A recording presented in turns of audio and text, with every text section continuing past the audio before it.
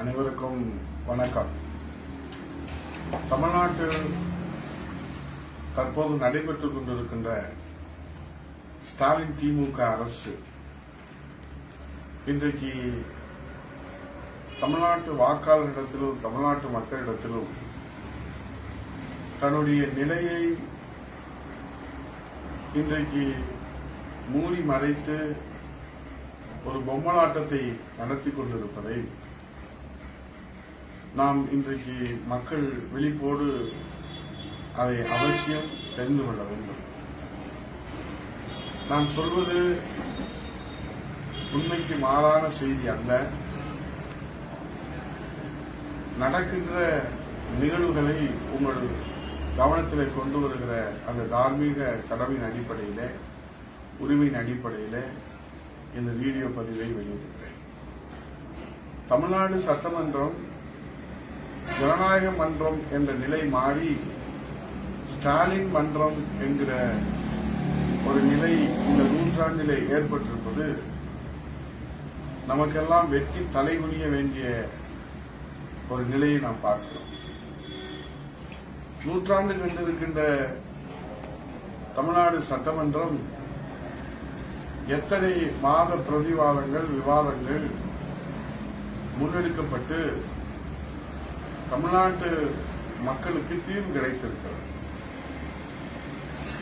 இந்தியாவிலே எத்தனை மாநிலங்கள் இருந்தாலும் முதலாக இந்திய அரசியல் அமைப்பு சட்டத்தை இடஒதுக்கீடுக்காக முதல் திருத்தம் அது தமிழ்நாட்டிலே இடஒதுக்கீடுக்காக உருவாக்கப்பட்டது. இன்னைக்கு 69% இடஒதுக்கீடு நம் இதய தெய்வம் புரட்சித் தலைவி அம்மா அவர்கள் அந்த சட்ட மசோதாவை நிறைவேற்றி இந்தியாவுக்கே சமூக நீதி கற்றுத்தந்து ஐயா வீரமணி அவர்கள் சமூக நீதி காத்த வீராங்கனை என்று பாராட்டி பேசியதை நாம் மறக்க முடியாது. முல்லை பெரியாறு பிரச்சினைக்கு தீர்வு காண்பதற்கு சட்ட போராட்டம் நடத்துகிற இதே சட்டமன்றத்திலே நாம் புரட்சித் தலைவி அம்மா அவர்கள் விவாதித்து 2014 வரலாற்று சிறப்புமிக்க தீர்ப்பை 152 அடி உயர்த்திக் கொள்ளலாம் என்ற தீர்ப்பை பெற்றார். 50 ஆண்டு கால காவிரி பிரச்சனைக்கு தீர்வு காண்கிற சட்ட போராட்டம் நடத்தி இதே அவையின் மூலமாக புரட்சித் தலைவி அம்மா அவர்கள் நடத்திய அந்த சட்ட போராட்டத்தில் புரட்சித் தலைவர் ஐயா எடப்பாடியார் அவர்கள் அந்த வரலாற்று தீர்ப்பை தமிழகத்திற்கு பெற்றுக் கொடுத்தார்கள். காவிரி டெல்டா பகுதியை பாதுகாக்கப்பட்ட மண்டலமாக புரட்சித் தலைவர் ஐயா எடப்பாடியார் அவர்கள் இந்த வரலாற்று சிறப்புமிக்க நூற்றாண்டு காண்கின்ற சட்டமன்றத்தில் அவர்கள் அந்த சட்டத்தை நிறைவேற்றி விவசாயிகளுக்கு பாதுகாப்பை வழங்கினார். மருத்துவ மாணவ கனவை நனவாக்குவதற்காக 7.5% சட்ட மசோதாவை நிறைவேற்றி இந்தியாவிலேயே மேதக ஆளுநர் மசோதாவுக்கு ஒப்புதல் வழங்குவதற்கு அவர்கள் காலதாமதம் படுத்துகிற போது அதை காரணம் காட்டி அந்த மசோதாவை கிடப்பிலே போடாமல் முதலமைச்சருக்கு இருக்கிற இந்திய அரசியல் அமைப்பு சட்டத்தினுடைய ஆர்டிகிள் வழங்கியிருக்கிற அந்த அதிகாரத்தின்படி நான் அறிந்த வகையிலே இந்தியாவிலே ஒரே முதலமைச்சர் தான் அந்த அதிகாரத்தை பயன்படுத்தி 7.5% இடஒதுக்கீடை மாணவ செல்வங்கள் மருத்துவ மாணவ கனவை நனவாக்குவதற்காக சட்டத்தை இயற்றினார்.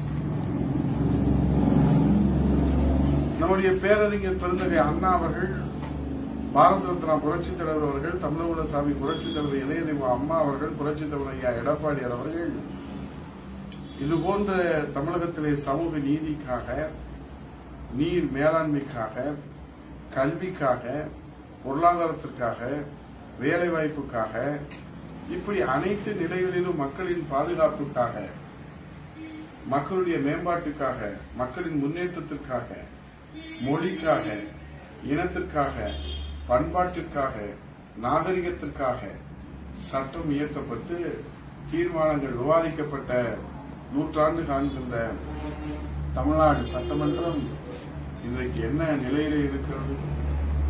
ஜனநாயகம் எங்கே போனது? மாண்புமிகு எதிர்க்கட்சி தலைவர் அவர்கள் சட்டம் ஒழுங்கு குறித்து மக்களை பாதுகாக்கிற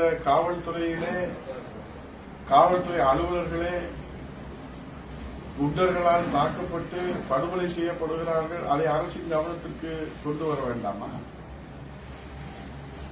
அதேபோன்று கருத்து சுதந்திரத்திற்கு மிகப்பெரிய பேராபத்து வந்திருக்கிறது என்று கவன ஈர்ப்பு தீர்மானம் கொடுத்து 10 நாட்களாக போராடுகிறோமே, அது குறித்து கவனத்திலே பேச வேண்டாமா? கச்சத்தீவை தார வார்த்து விட்டு இப்போது கச்சத்தீவை மீட்கிறோம் என்று நாடகம் நடத்துகிறீர்களே.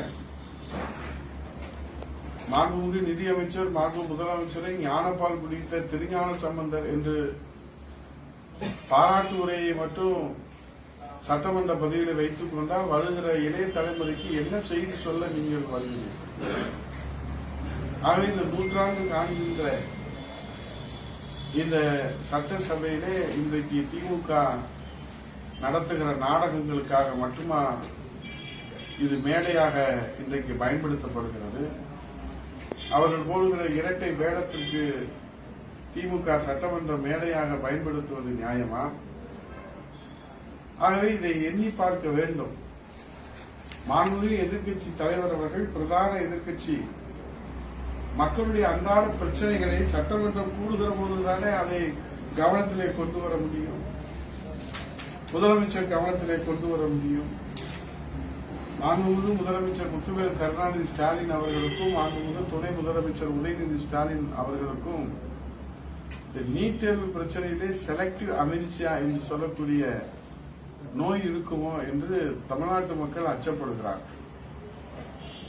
ஏனென்று சொன்னால் நேற்றைய தினம் சட்டமன்றத்திலே நீட் தேர்வுக்கு ஒரு அறிவிப்பை கொடுக்கிறார் முதலமைச்சர் அவர்கள். ஆனால் இந்த அறிவிப்பு கொடுப்பது என்ன பலனை இந்த மக்களுக்கு கொடுக்க போகிறது என்று நினைக்கவில்லை. 4 ஆண்டுகளுக்கு பிறகு கச்சத்தீவுக்கு தனி தீர்மானம் கொண்டு வருகிறார். ஆட்சி பொறுப்பை ஏற்கிற போது கச்சத்தீவு பற்றி அவருக்கு நினைவு வரவில்லை. ஏனால் அவர் செலக்டிவ் அமெரிசியா இந்த நோய் தொற்றில் இருக்கிறாரா என்ற அச்சம் தமிழ்நாட்டு மக்களுக்கு ஏற்பட்டிருக்கிறது. ஆகவே இன்றைக்கு அவர்கள் பேசியதை அவர்கள் அவருடைய வசதிகளுக்கு வேண்டுமானால் மறந்திருக்கலாம். ஆனால் 2021 ஏப்ரல் 4 எக்ஸ்தலத்தில் அந்த எதிர்க்கட்சி தலைவராக இன்றைய முதலமைச்சர் முத்துவேல் கருணாநிதி ஸ்டாலின் அவர்கள் சொல்கிறார்கள், கல்வியில் சம வாய்ப்பை பறிக்கும் அல்லது கல்வியில் சம வாய்ப்பை பறிக்கும் நீட் தேர்வுக்கு முற்றுப்புள்ளி வைக்க திமுக நடவடிக்கை எடுக்கும் சொன்னது அந்த எதிர்க்கட்சி தலைவர் இன்றைய முதலமைச்சர்.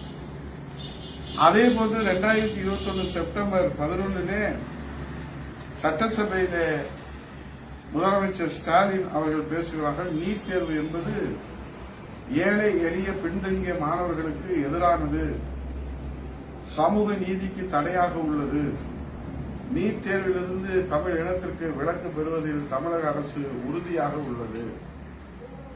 அதேபோன்று 2025 ஜனவரி 10 சட்டசபையிலே முதல்வர் ஸ்டாலின் சொல்கிறார், மேதக ஆளுநர் உரையிலே மாண்புமிகு எதிர்க்கட்சி தலைவர் அவர்கள் பங்கேற்று விவாதித்து பேசுகிற போது இந்த நீட் தேர்வை பற்றி நீங்கள் பேசியதை உங்களுக்கு ஞாபகம் இருக்கிறதா?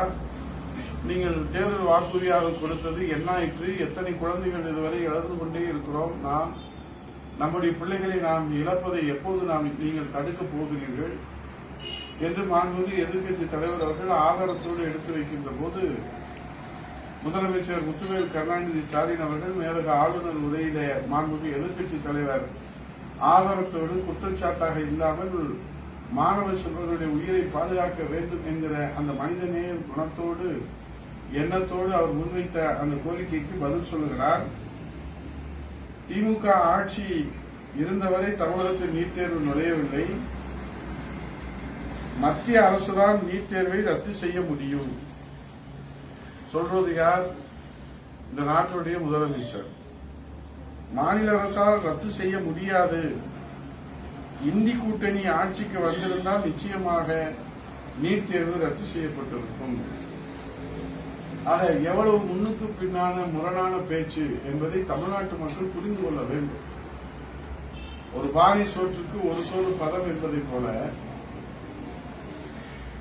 முதல்வர் ஸ்டாலின் அவர்களுடைய குணாசியத்தை தெரிந்து கொள்வதற்கு இந்த பேச்சே ஒரு சாட்சி. எவ்வளவு முரணான பேச்சு, எவ்வளவு முரணான நடவடிக்கைகள், எப்படி இரட்டை வேடம் போடுகிறார்கள். மத்திய அரசு ரத்து செய்ய முடியும், மாநில அரசு ரத்து செய்ய முடியாது என்று நீங்களே சொல்லுகிறீர்கள். பிறகு எதற்கு நேற்றைய தினம் அனைத்து கட்சி கூட்டம்? யாரை ஏமாற்றுவதற்கு? மாணவர்கள் இன்றைக்கு முதல்வர் சொன்னால் அது நடக்கும் என்ற நம்பிக்கையிலே தானே அவர்கள் காத்துக் கொண்டிருக்கிறார்கள். ஆகவே அவர்களுடைய அந்த நம்பிக்கைக்கு நம்பிக்கை துரோகமாக இந்த நாடகத்தை அரங்கேற்றலாமா என்பதுதான் கேள்வி. இதைவிட ஒருபடி மேலே சென்று 2021 சட்டசபை தேர்தல் பிரச்சாரத்தின் போது இளைஞரணி செயலாளராக உதயநிதி ஸ்டாலின் அவர்கள் சொல்லுகிறார்கள், திமுக ஆட்சிக்கு வந்தால் நீட் தேர்வு ரத்து செய்யப்படும், அதற்கான ரகசியம் எங்களிடம் உள்ளது என்று சொன்னாரா இல்லையா? அதேபோன்று 2023 மார்ச் 13 அரியலூரிலே துணை முதல்வராக உதயநிதி ஸ்டாலின் நீட் தேர்வை ரத்து செய்யும் வரை போராடுவோம் என்பதையே நீட் தேர்வை ரத்து செய்வதற்கான ரகசியம் என்னிடம் உள்ளது என்று கூறினேன். போராடுவதைத்தான் ரகசியம் என்று கூறினேன் என்று சொல்வது வெட்கக்கேடாக இல்லையா? பிரதமர் மோடியை சந்தித்த போது நீட் தேர்வை ரத்து செய்யும் வரை போராட்டம் தொடரும் என்று தெரிவித்தேன். ஆக போராடுவதுதான் ரகசியம் என்று அவர்கள் முன்னுக்கு பின் முரணாக மாணவர்களுடைய பெற்றோர்கள் இன்றைக்கு அந்த நம்பிக்கைக்கு, அவர்கள் வைத்த நம்பிக்கைக்கு அவர்கள் முற்றிலும் துரோகம் செய்திருக்கிறார்கள் என்பதுதான் இந்த அரசும் முதலமைச்சரும் துணை முதலமைச்சரும் துரோகம் செய்திருக்கிறார் என்றுதான் இதை நாம் பார்க்க முடிகிறது. ஆகவே சட்டமன்றம் என்பது ஸ்டாலின் மன்றமாக மாறிவிட்டது. ஜனநாயகம் செத்து போய்விட்டது. தமிழ்நாட்டிலே ஜனநாயகம் என்பது ஒரு 7 முனை அளவு கூட இல்லை என்பதை எதிர்க்கட்சிகள் பேசுவதை, எதிர்க்கட்சி தலைவர் பேசுவதை, எதிர்க்கட்சி உறுப்பினர் பேசுவதை நேரடி ஒளிபரப்பு செய்வதில்லை. ஏன் உங்களுக்கு அச்சம்? ஏன் உங்களுக்கு பயம்? மக்கள் தீர்ப்பே மகேஷின் தீர்ப்பு. மக்கள் 2 பேருடைய பிரதிவாதங்களை பார்த்தால் தானே உண்மை நிலை தெரியும். ஆகவே இந்த நீட் தேர்வு நாடகம் என்பது இனிமேலும் எழுபடாது. இந்த படம் ஓடாது. நீட் ரத்து என்கிற படம் ஸ்டாலின் தயாரிப்பிலே உதயநிதி நடித்து வெளியிடுகிற இந்த படம் மக்களிடத்தில் தோல்வியைத்தான் பெறும். இனிமேலும் இந்த படத்தை பார்த்து ஏமாறுவதற்கு மக்கள் தயாராக இல்லை. அதுபோன்று சட்டமன்றத்திலே இனி வருகின்ற காலங்களிலாவது, ஏனென்றால் இன்னும் 20 நாட்கள் மேலே இருக்கிறது, மாண்புமிகு பேரவைத் தலைவர் அவர்கள் ஒரு நடுநாயகமாக நடுநிலையோடு என்னதான் ஆளுங்கட்சியிலிருந்து அழுத்தம் வந்தாலும் கூட ஒரு சட்ட மாண்பை காப்பாற்றுகின்ற வகையிலே, சட்டப்பேரவையினுடைய மரபை காப்பாற்றுகின்ற வகையிலே, சட்டமன்றத்தினுடைய வரலாற்றை நீங்கள் எல்லாம் அறிந்தவர்கள். ஆகவே மாண்புமிகு எதிர்க்கட்சி தலைவர் அவர்களுக்கு நீங்கள் தொடர்ந்து இதுபோன்று அரசியல் காழ்ப்புணர்ச்சியோடு விவாதத்திலே பங்கெடுப்பதற்கு, பிரச்சனைகளை அரசின் கவனத்திற்கு கொண்டு வருவதற்கு தடை செய்வீர்களானால் அனைத்து இந்திய அண்ணா திராவிட முன்னேற்ற கழகம் அதை பொறுத்துக் கொண்டிருக்காது, அதை பார்த்துக் கொண்டிருக்காது, அதை வேடிக்கை பார்க்காது என்ற தொண்டர்களின் உள்ள குமுறலை நான் இந்த நாட்டிற்கு சொல்ல கடமைப்பட்டிருக்கிறேன். நேற்று தினம் மாண்புமிகு எதிர்க்கட்சி தலைவர் அவர்கள் என்ன கேட்டார்கள்? ஏன் பேசவே அனுமதிக்கிறீர்கள்? ஏன் மைக்கை துண்டிக்கிறீர்கள்? அப்படியானால் புரட்சித் தலைவர் எடப்பாடியை பார்த்து உங்களுக்கு அச்சம், உங்களுக்கு பயம். நாட்டில் உள்ள பிரச்சனைகளை பார்த்து உங்களுக்கு அச்சம், உங்களுக்கு பயம். உங்களுக்கு அந்த பிரச்சனைகளை எதிர்கொண்டு அதற்கு தீர்வு காண்பதற்கு உங்களுக்கு வழி தெரியவில்லை, உங்களுக்கு அதற்கான முறை தெரியவில்லை, அணுகுமுறை இல்லை. எதிர்க்கட்சி தலைவர் பேசினால்தானே நாட்டினுடைய நிலவரத்தை, நாட்டினுடைய கலவரத்தை எடுத்து சொல்ல முடியும். ஆகவே இந்த வீடியோ பதிவை இதை நீங்கள் வேண்டுகோளாகவும் எடுத்துக் கொள்ளலாம், எச்சரிக்கையாகவும் பார்க்கலாம். இந்த அணுகுமுறை என்பது முற்றிலும் ஜனநாயகத்திற்கு விரோதமானது. ஆகவே எதிர்க்கட்சி தலைவர் சட்ட பிரச்சனைகளை, சட்ட ஒழுங்கு பிரச்சனைகளை, மக்கள் பிரச்சனைகளை சட்டமன்றத்திலே விவாதிப்பதற்கு நீங்கள் அனுமதி மறுப்பீர்களானால் அது ஜனநாயக படுகொலையாகத்தான் பார்க்க முடியும். ஆகவே தமிழ்நாடு சட்டமன்றத்திலே ஜனநாயகம் செத்து போய்விட்டது என்ற மக்கள் கருத்தை இன்றைக்கு இந்த நாட்டு மக்களுக்கு இந்த வீடியோ பதிவின் வாயிலாக எடுத்துச் சொல்லி நீட் தேர்வு ரத்துக்கான கையெழுத்து இயக்கத்திலே நீங்கள் நடத்துகிற நாடகத்திற்கு மக்கள் ஒருபொழுதும் ஆதரவு தரமாட்டார்கள் என்பதை சொல்லி ஜனநாயகம் தலைத்தோங்குகிற சட்டமன்றத்தை எப்போது நாம் பார்க்க போகிறோம் என்ற கவலையோடு விடைபெறுகிறேன். நன்றி, வணக்கம்.